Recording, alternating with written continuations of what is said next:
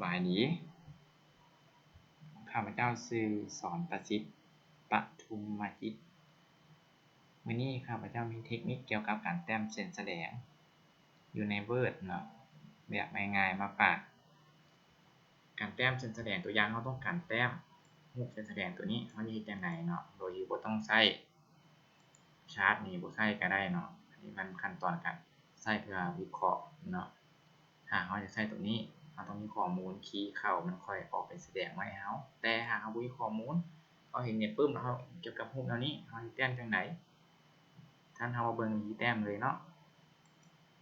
ข้าพเจ้าพับอันนี้ไปข้างๆเพื่อเป็นรูปในการเบิ่งแบบเนาะ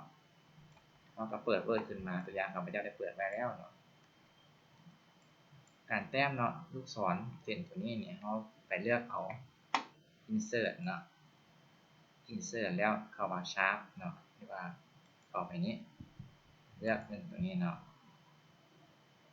ข้าพเจ้าจะเลือกแต่รูมขึ้นเทิงเพราะว่าคันเอาแต่รูมขึ้นเทิงนี่หมายความว่าลูกศรหัวมันอยู่เทิงเนาะแต่ถ้าท่านหลายๆท่านเอาแต่นี่มาไว้นี่ลูกศรหัวจะมาลุมซึ่งมันบ่ถือกับเส้นแสดงถ้าเฮากลับคืนเนาะเข้า insert my sharp เนาะแล้วก็เข้านี้ก็ได้เนาะการวางเนาะเราเลือกจุดตำแหน่งแล้วเราต้องกด shift ค้างไว้เนาะบวกกับกดเมาส์เบื้องซ้ายมือเนาะเพื่อดึงขึ้นเนาะกด shift เพื่อจะเห็นมันซื่อเนาะข้าพเจ้าจะกด shift อยู่ที่คีย์บอร์ดแล้วกดเมาส์อยู่เบื้องซ้ายมือเนาะแล้วก็ฟ้าวางเมาส์เนาะกดขึ้นไปเรื่อยๆจนว่าเราได้เส้นที่เราต้องการความสูงเท่าใดตามนี้ก็ได้เนาะตัวอย่างแล้วค่อยวางshift ของเมาส์โอเคจะได้เส้นที่ว่ามีความยาวและซื่อแล้วหางนอนเนาะหางนอนตัวนี้เราก็ไปเอามาอีกเนาะแบบที่เนาะแล้วเลือกจุดเนาะกดชิปข้างไว้คลิกเมาส์ซ้ายแล้วก็ดึงลากไปเนาะเอาแบบนี้ก็ได้เนาะทุกอย่างเห็นว่าได้เส้นตามนี้แล้วเนาะตามรูปหลังจากนั้นเขาจะได้เส้นเกี่ยวกับเส้นนี้เขาก็ไปเอาอีกบอลเก่าเขาก็เอาแต่บอลเดียวเนาะแต่ต้องเบิ่งว่าเส้นเป็นเส้นแบบใดเนาะเขาจะได้เส้นตัวนี้บัดนี้เอาเส้นตัวนี้เนาะเส้นสีธรรมดาบ่มีหัวลูกศรทำไงดีทำนี้มาตัวอย่างกดชิปข้างไว้ทุกข้างเนาะเพื่อให้มันซื่อเก็บมาเนี่ยก็ได้เนาะแล้วอีกเนาะ insert นี่คือเก่ากดชิปข้างไว้เนาะเพื่อให้มันซื่อโอเคแล้วเขาจะมาเอาเส้นอันนี้เนาะเส้นดีมากกับเส้นตัดตัดกันก็ไปเอาบนเก้าอีกเนาะตัวเก้าอีกเนาะเราสามารถวางจุดนี้เนาะแล้วกดชิปข้างไว้เนาะเพื่อมันซื่อเราสามารถใช้ชิปข้างไว้กดชิปข้างไว้แล้วก็กดเมาส์ซ้ายลากขึ้นไปโอเคแล้วกดชิปอีกนะเอาไว้ปรับแต่งให้มันถึงจุดเนาะโอเคแต่เอามาอีกเนาะอันนี้เป็นเส้นดีมากอันนี้เนาะ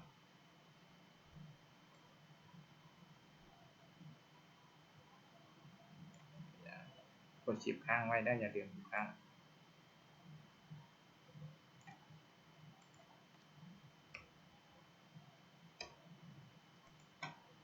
โอเคหลังจากได้แล้วเนาะเราก็ต้องการเส้นอันนี้เนาะบัดนี้เส้นขีดค่าอันนี้ทางตั้งทางนอนเนาะเราก็ไปเอาเส้นแล้วเดียวเก่าเนาะเข้าช้างเอาเส้นซื้อคือเก่าอีกจะได้ซ้ำไหนกันตัวอย่างซ้ำนี้เนาะ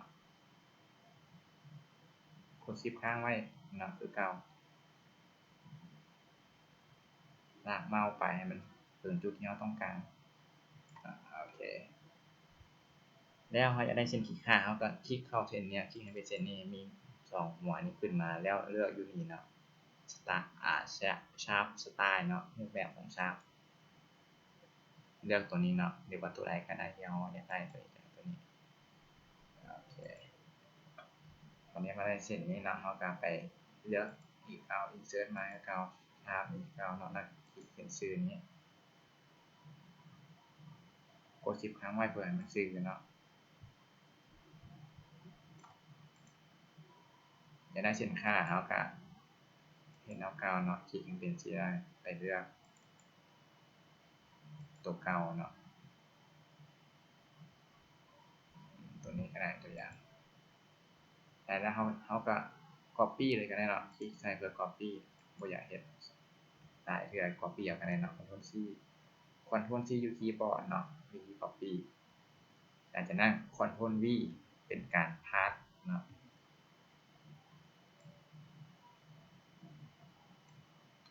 โอเคเราก็ปรับแต่งหน่อยนึงเนาะให้มันล้านกันจะได้ออกมาเนี่ยเนาะนี่คือมุมเขาแต้มขั้นตอนเฮ็ดบ่ยากเนาะง่ายๆหลังจากนั้นเราก็ใช้ค่าต่างๆในจุดสิ้นแสดงการใส่ก็ไปเอาอยู่ปุ่ม insert อีกคือเก่าเนาะเข้า insert เนาะแล้วไปชาร์ปอีกคือเก่าเลือกตัวนี้เนาะง่ายสุดเนาะคือ text box นี่เนาะแล้วก็เลือก text box ออกมาปั๊บเนาะได้ตัวนี้เป็น D เนาะพิมพ์ D ใส่ D ใหญ่หน่อยD ใหญ่แล้วก็ให้มันตัวเข้มได้ตัวใหญ่ได้ตัวเข้มอย่างฟอนต์อยากให้เป็นTimes New Roman แล้วก็แต่งฟอนต์เลยก็ได้เนาะโอเคเราจะนั่งกระดิ่งมาไว้ใกล้เส้นแสดงนิดนึงเนาะเห็นปุ่มแล้วเขาคลิกนี้เนาะเขาก็เห็นว่าให้เกิดลูกศรสีหัวลูกศรสีตัวขึ้นมาแล้วเขาไปคลิกมาเป้าปุ่มซ้ายข้างไว้แล้วลากลงมาเนาะให้มันใกล้เส้นแสดงแต่ว่าเวลาที่มันไปตัดเส้นแสดงเนาะมันไปตัดแสงวิธีให้ออกจากเส้นแสดงให้เส้นแสดงเข้าไปในได้เนาะลองคลิกนี้เนาะแล้วเลือกตัวนี้มันจะมีตัวนี้กำกับเนาะพร้อมคลิกขวาจะใส่ตัวนี้เนาะคลิกเมาส์ซ้ายใส่ตัวนี้ก็ได้เลือกคำว่านี้ตัวนี้เนาะเลือกตัวนี้ behind text เนาะหมายความเส้นมันจะทะลุไปได้เนาะหลังจากนั้นเขาอยากเอาตัวนี้ออกบ่ให้มีกรอบเนาะบ่ให้กรอบเนาะก็คลิกขวามือเนาะคลิกชนี้แล้วคลิกขวามือเมาส์ขวาเนาะ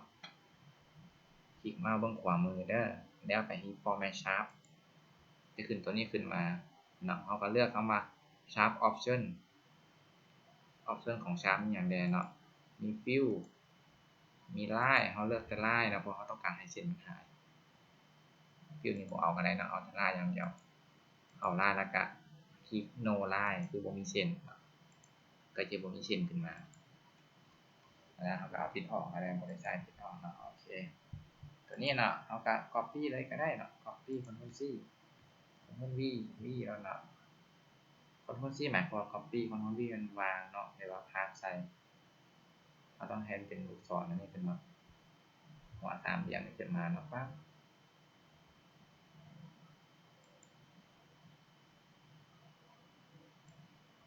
ลากมาใส่นี่เนาะตัวนี้เขาก็นี่ก็ได้เนาะโอเคตัวนี้เป็นเส้นตัว S เนาะก็เปลี่ยนเป็นตัว S เนาะเส้นสับท้ายcopy อีกก็ได้เนาะ V ให้มันคือในรูปเนาะเฮ็ดให้มันคือในรูปโอเคจุด E นี่ก็คือกันเนาะทำ V ก็ได้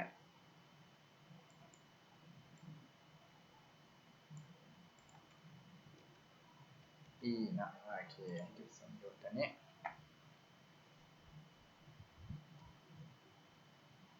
ข้าพเจ้าของคน V เนาะใส่เก่าเนาะตัวนี้มัน 5,000 ตัวอย่าง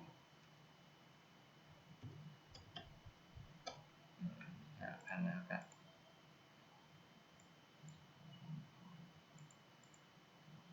โอเค 5,000 แล้วก็เป็น5ละลายเนาะ 5,000Ctrl C แต่ตัวนี้เป็น 4,000 ก็ได้เนาะ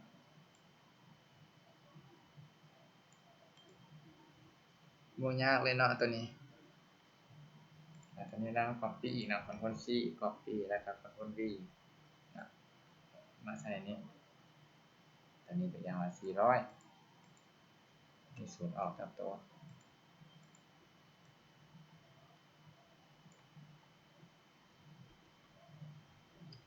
เดือนมาเงิน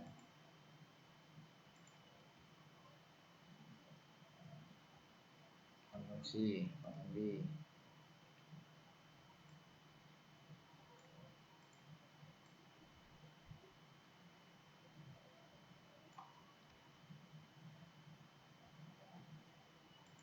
ตัวนี้ก็แปลมาเป็น500เนาะตัวนี้ก็แปลมา300คอนโทรลซีคอนโทรลวี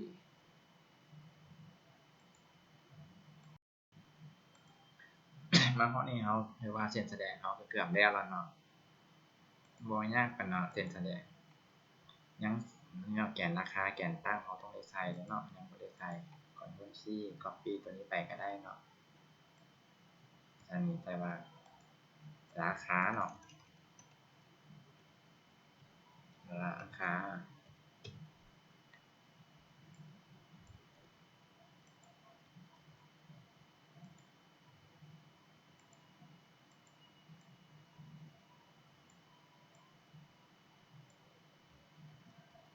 มาใส่ตัวนี้เป็นแกน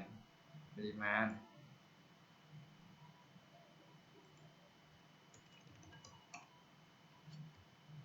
ปริมาณ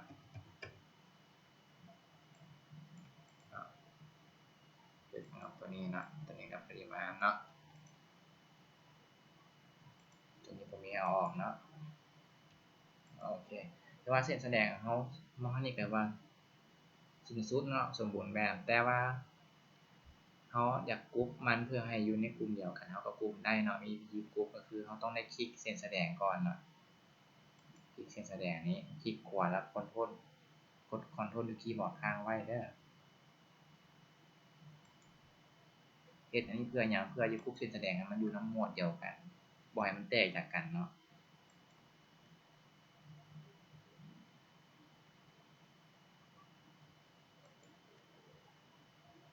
คลิก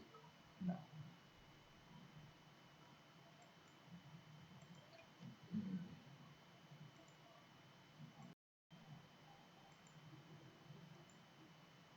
เอากรุ๊ปเนาะกรุ๊ปมันคือเราต้องเลือกให้มันอยู่นำกันเนาะก็คือหัวลูกศร4ตัวนี้เนาะคลิกกดคอนโทรลค้างไว้แล้วคลิกมันเนาะทีนี้ก็ได้ขึ้นมากดคอนโทรลค้างไว้แล้วกดเมาส์กดคอนโทรลค้างไว้แล้วกดเมาส์เนาะให้เห็นหัวลูกศรสีแดงออกมาก่อนเนาะแล้วเราก็ใช้คำว่าฟังก์ชันกรุ๊ปเนาะคือคลิกขวามือคลิกเมาส์ขวามือเนาะไปว่ากรุ๊ปกรุ๊ปมันจะอยู่ในอันเดียวกันเลยเวลาเขาย้ายที่ไปก็ได้เนาะแต่เขายังจุดหนึ่งเขายังบ่กรุ๊ปเขายังบ่ได้กรุ๊ปตัวอักษรมันก็ยังอยู่นี่ต้องได้กรุ๊ปตัวอักษรนั้นเนาะจะกรุ๊ปใหม่อันกรุ๊ปก่อนเนาะต้องอันกรุ๊ปก่อนตัวนี้เนาะเลือกคำว่าอันกรุ๊ปยังบ่หมดเนาะต้องกรุ๊ปตัวอักษรนะเพื่อให้ไปนำกันคอนโทรลกดคอนโทรลด้วยคีย์บอร์ดค้างไว้แล้วคลิกเมาส์ซ้ายมือตรงซ้ายมืออันนี้คือกันเนาะกรุ๊ปมันเลือกอะไรเนาะเลือกหลังจากนั้นคลิกขวามือเนาะเมาส์บนขวามือไปกรุ๊ปเนาะเข้ากรุ๊ปนี่แล้วเข้ากรุ๊ปเวลาเราย้ายจะไปพร้อมกันทั้งหมดเลยตัวอย่างการย้ายเนาะย้ายไปก็ได้เนาะตัวนี้เราก็บ่ได้กรุ๊ปนี่เนาะตัวนึงต้องได้กรุ๊ปให้มันครบเนาะบ่ครบมันก็จะว่าไปบ่หมดคือเก่าเนาะตัวนี้กรุ๊ปให้ครบอันกรุ๊ปก่อนเนาะยังตัวนึงบ่ได้กรุ๊ปตัวนี้คอนโทรลกดคอนโทรลที่คีย์บอร์ดค้างไว้แล้วคลิกเมาส์บนซ้ายมือโอเคกรุ๊ปมันนี่นะครบระดับอันนี้ลากไปก็ไปน้ำกันเมื่อจะไปวางไว้ใส่ก็ไปเมื่อนำเป็นรูปเลย เพราะเฮานี่การสอนของพวกเราถือว่าจบลงเนาะขอขอบใจบรรดาท่านที่ตั้งใจฟังเนาะ